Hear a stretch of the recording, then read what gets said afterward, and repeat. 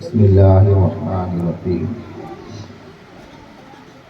ان الذين قالوا ربنا الله ثم استقاموا تتنزل عليهم الملائكة صدق الله العظيم وصدق رسوله النبي الأمين المكين الكريم ونحن على ذلك لمن الشاهدين والشاكرين والحمد لله رب العالمين۔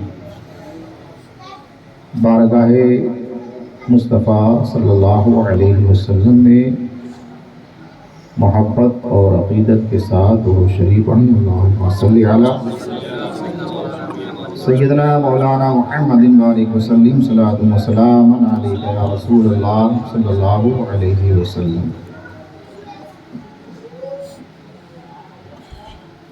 وقار و عظمت اسلامیہ امام حسین،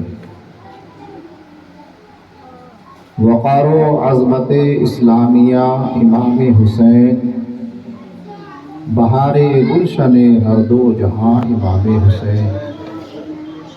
سنا کریں گے زمین و آسمان قیامت تک،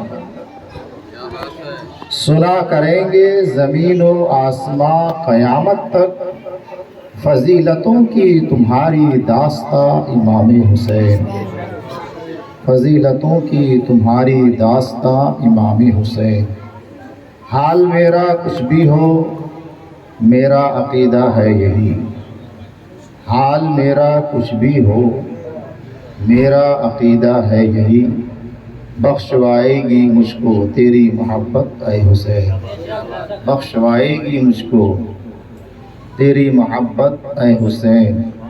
زمیں فلک میں و اختر حسین والے ہیں، یہ کائنات کے منظر حسین والے ہیں۔ یزیدیت سے ہے انکار بچے بچے کو، یزیدیت سے ہے انکار بچے بچے کو، ہمارے اکبر و اصغر حسین والے ہیں، ہمارے اکبر و اصغر حسین والے ہیں۔ شاہ است حسین بادشاہ است حسین، دی است حسین دی پناہ است حسین۔ سرداد نداد دست در دست یزید، حقہ کی بنائے لا الہ است حسین۔ یہ اشعار حضور سرکار خواجہ غریب نواز رضی اللہ تعالی عنہ نے سید الشہداء امام علی مقام حضرت امام حسین رضی اللہ تعالی عنہ کی شان میں کہا۔ فن شاعری میں اسے رباعی کہا جاتا ہے، اور اس میں 4 مصرے ہیں، اور رباعی میں 4 مصرے ہوتے ہیں، لیکن اتنا قیمتی یہ شعر ہے کہ جو اہل علم حضرات ہیں ان کو بھی یہ شعر یاد ہے، اور جو اس سے خالی ہیں ان کو بھی ٹوٹے پھوٹے جملوں میں یاد ہے۔ جس مصرے میں امام حسین کا نام آیا ہے اس میں یزید کا نام نہیں ہے۔ شاہ است حسین بادشاہ است حسین، پہلے مصرے میں امام حسین کا نام ہے، یزید غائب ہے۔ دی است حسین دی پناہ است حسین، دوسرے مصرے میں بھی امام حسین کا ذکر ہے، یزید غائب ہے۔ سرداد نداد دست در دست یزید، یہاں یزید کا نام ہے تو حسین نے آنا گوارا نہ کیا۔ حقہ کی بنائے لا الہ است حسین، اور چوتھے مصرع میں امام حسین کا نام ہے تو یزید غائب ہے۔ غریب نواز نے یہ 4 مصرے کہہ کر آنے والی نسل کو پیغام دے دیا کہ تمہارے سینے میں جو دل ہے اس دل میں اگر حسین ہو تو یزید نہیں آنا چاہیے، اور جس بدبخت کے دل میں یزید ہے وہ حسین نہیں جاتے ہیں۔ اور دوسری بات اس رباعی سے ہمیں یہ معلوم ہوئی کہ جو پہلا مصرع ہے شاہ است حسین بادشاہ است حسین، غریب نواز، میں نے عالم تصور میں آپ سے پوچھا کہ جب آپ نے امام حسین کو شاہ کہہ دیا تو بادشاہ کیوں کہا؟ تو غریب نواز کے چوکھٹ سے آواز آئی، تمہیں نہیں پتا بظاہر شاہ اور بادشاہ دونوں ایک ہی معنی میں استعمال ہوتے ہیں، لیکن جو اہل علم ہے وہ اس فرق کو سمجھتے ہیں کہ شاہ اور بادشاہ میں ایک فرق اور بھی ہے۔ شاہ اسے کہتے ہیں جو انسان کے دل پر حکومت کرے، اور بادشاہ اسے کہتے ہیں جو انسان کے جسم پر حکومت کرے۔ امام حسین آپ صرف شاہ نہیں ہے، شاہ بھی ہے اور بادشاہ بھی ہے۔ دنیا کے اندر جتنے بادشاہ گزرے ہیں انہوں نے انسان کے جسموں پر حکومت کی ہے۔ اے حسین، یہ تمغہ تو آپ کو حاصل ہے، یہ خصوصیت تو آپ کو حاصل ہے کہ جہاں آپ انسان کے جسموں پر حکومت کرتے ہیں وہی آپ کی حکومت انسانی دلوں پر بھی ہے۔ ایک ہے محب اور دوسرا ہے محبوب۔ محب اس میں فاعل ہے اور محبوب اس میں مفعول ہے، اور اسی کا ہم وزن لفظ ہے محبوب کا مبغوض۔ ہم صرف یا حسین کہتے ہیں، ہمیں یا حسن بھی کہنا چاہیے۔ سچ ہے، سچ ہے۔ اللہ کے رسول اپنے دونوں نواسوں سے بے انتہا محبت فرماتے ہیں۔ ایک حدیث سن لیں، اس کے بعد اللہ کے رسول نے فرمایا من احب الحسن والحسین فقد احبنی ومن احبنی احبہ اللہ ومن ابغضہما فقد ابغضنی ومن ابغضنی ابغضہ اللہ۔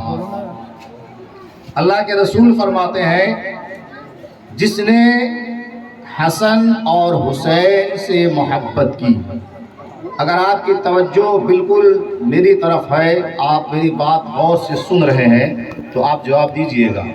اللہ کے رسول نے فرمایا جس نے حسن اور حسین سے محبت کی اس نے مجھ سے محبت کی، اور جس نے مجھ سے محبت کی، اب صیغہ یہ ہونا چاہیے تھا کہ جس نے مجھ سے محبت کی اس نے اللہ سے محبت کی، صیغہ یہ بننا چاہیے تھا۔ جس نے حسن اور حسین سے محبت کی اس نے نبی سے محبت کی، اور جس نے نبی سے محبت کی اس نے بولیے اللہ سے، اس نے خدا سے محبت کی۔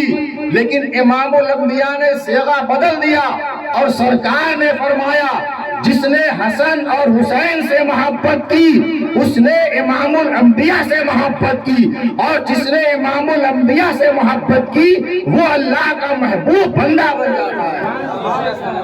ارے محب بننا تو اور بات ہے، محب تو سبھی ہوتے ہیں لیکن محبوب کوئی کوئی ہوتا ہے، اور سرکار فرماتے ہیں جس نے حسنین کریمین سے محبت کی وہ شخص اللہ کا محبوب بندہ بن جاتا ہے۔ اور اللہ کے رسول آگے فرماتے جس نے حسنین کریمین سے دشمنی کی اس نے مجھ سے دشمنی کی، اور جس نے مجھ سے دشمنی کی وہ اللہ کا مبغوض بن جاتا ہے۔ کربلا کے میدان سے ہمیں ایک پیغام جو ملتا ہے وہی پیغام میں آپ کے سامنے بیان کر کے بس اپنی بات مکمل کرتا ہوں۔ کربلا سے پہلے بھی دنیا کے اندر بہت سی جنگیں ہوئی، یہ علماء بیٹھے ہیں کہ آپ پوچھیں جنگ بدر، جنگ احد، جنگ خندق، جنگ خیبر، جنگ موتا، جنگ تبوک، تمام جنگیں ہوئی۔ لیکن کیا وجہ ہے کہ جب محرم شریف کا مہینہ آتا ہے تو ہم اور آپ صرف جنگ کربلا ہی کا تذکرہ کیوں کرتے ہیں؟ جنگ خیبر، احد، تبوک، موتا وغیرہ کی جنگوں کا تذکرہ ہم کیوں نہیں کرتے؟ کیا وجہ ہے؟ تو فرق بالکل واضح ہے کہ جنگ بدر ہو یا جنگ احد ہو، جنگ تبوک ہو یا کوئی جنگ ہو جو کربلا سے پہلے ہوئی ہے، ان جنگوں میں فرق بالکل واضح تھا۔ وہ فرق یہ تھا کہ ایک طرف اسلام کا کلمہ پڑھنے والے تھے اور دوسری طرف کلمے کا انکار کرنے والے تھے۔ ایک طرف اسلام کے ماننے والے تھے، دوسری جانب مذہب اسلام کے منکر تھے۔ فرق واضح تھا، لیکن کربلا کے میدان میں فرق کرنا مشکل تھا، کیونکہ حسینی خیمے کے اندر جہاں لوگ کلمہ پڑھ رہے تھے، وہیں یزیدی خیمے کے اندر بھی کلمہ پڑھنے والے پائے جا رہے تھے۔ حسینی خیمے میں اگر نماز پڑھنے والے پائے جا رہے تھے تو یزیدی خیمے کے اندر بھی نماز پڑھنے والے پائے جا رہے تھے۔ حسین کے خیمے میں اگر اذان ہو رہی تھی تو یزیدی خیمے کے اندر بھی اذان ہو رہی تھی۔ یہاں بھی داڑھی والے تھے، ادھر بھی داڑھی والے تھے، ادھر بھی جبہ و دستار والے تھے، ادھر بھی جبہ و دستار والے تھے۔ اس کے باوجود اگر میں آپ سے پوچھوں کیا دونوں حق پر تھے تو آپ کہیں گے نہیں، دونوں حق پر نہیں تھے۔ جو حسینی خیمہ میں تھے وہ حق پر تھے، جو یزید کے خیمہ میں تھے وہ باطل پر تھے، باطل پر تھے۔ تو کربلا کے میدان سے ہمیں ایک پیغام یہ ملا کہ آج جو صلح کلی قسم کے لوگ ہیں، جو کبھی بھاگ کر کے ان کے پیچھے نماز پڑھ لیتے ہیں اور کبھی بھاگ کر کے ان کے پیچھے نماز پڑھ لیتے ہیں، یہ کربلا کا میدان ہمیں پیغام دے رہا ہے کہ ہر کس و ناکس کو امام نہیں بنا سکتے ہیں آپ۔ اگر کوئی بدعقیدہ ہے، بدعقیدے کے خیمے میں اگر اذان ہو رہی ہے تو بظاہر وہ اذان تو ہے، لیکن اس اذان کو یزیدی خیمے کی اذان کہا جائے گا۔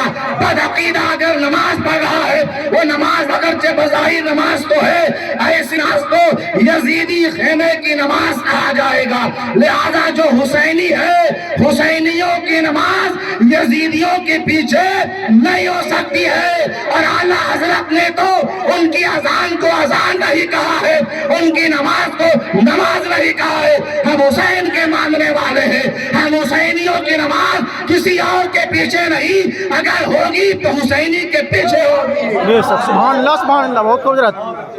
یہ پیغام ملتا ہے کربلا کے میدان، اور اس پیغام کو یاد رکھنا، یہ ادارے اسی لیے بنائے جاتے ہیں تاکہ اب سمجھے حق پر کون ہے اور باطل پر کون ہے۔ یہ ادارے اسی لیے بنائے جاتے ہیں تاکہ ہمارے ایمان، عقیدے اور اعمال کی اصلاح کی جائے۔ یہ ادارے اسی لیے قائم کیے جاتے ہیں تاکہ تمہیں بتایا جائے کہ حسینی خیمے کی اذان کسے کہتے ہیں اور یزیدی خیمے کی اذان کسے کہتے ہیں۔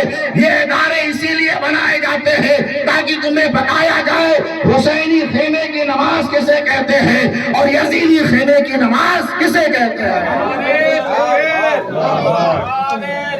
یا رسول اللہ، زندہ باد، زندہ باد، زندہ باد، زندہ باد، اللہ اکبر، یا رسول اللہ۔ بس ایک بات سن لیجئے، کھچڑا کرنا، سبیل قائم کرنا، سبیل پلانا اور محرم شریف میں 10 دن مجلسیں منعقد کرنا، یہ امر مستحسن ہے، کار ثواب ہے۔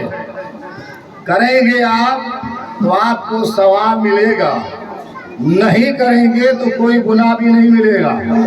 لیکن گاؤں میں مکتب بنانا یہ امر مستحسن نہیں، صرف مستحب نہیں، بلکہ میں پورے ذمہ داری کے ساتھ کہنا چاہتا ہوں، اپنے گاؤں میں مکتب کی بنیاد رکھنا، مکتب بنانا صرف امر مستحسن نہیں ہے بلکہ فرض عین ہے۔ بے شک سبحان اللہ سبحان اللہ فرض عین ہے، لہذا جہاں آپ نے حوصلہ اور جذبے کے ساتھ یہ سبیل کا انتظام کیا تھا اور آج لنگر کا اہتمام کیا ہے، مجھے امید قوی ہے آپ اسی حوصلے کے ساتھ، آپ اسی جذبے کے ساتھ اٹھیں گے اور اپنے مدرسے کی تعمیری کام میں حصہ لینے کے لیے قدم آگے بڑھائیں گے۔ بے شک سچ ہے، عید کا تعین آپ کریں گے، حاضری ہماری ہوگی۔ بے شک سبحان اللہ، کیا بات ہے۔ آپ ساتھ ہیں؟ جی جی جی مجھے امید ہے آپ کے علماء کے شانہ بشانہ چلیں گے اور آپ ان کا ساتھ دے کر کے اپنے گاؤں میں ایک عظیم ادارہ قائم کر کے بتا دیں گے ہم حسینی ہیں، یزیدی نہیں، ہم یزیدی خیمے میں جانے والے نہیں ہیں۔ اور آج لنگر امام حسین کے موقع پر ایک پیغام اور بھی دینا چاہتا ہوں، جتنے سنی مسلمانوں نے اس لنگر امام حسین میں حصہ لیا ہے ان کی پورے ذمہ داری ہے ایک دانہ بھی یزیدی خیمے میں جانے کیا بات ہے، حق ہے حضرت، یزیدی خیمے میں جانے نہ پائے، ورنہ میں پوری ذمہ داری کے ساتھ کہتا ہوں تمہارا سب کیا دھرا بیٹا ہو جائے گا۔ بے شک سبحان اللہ۔ بے شک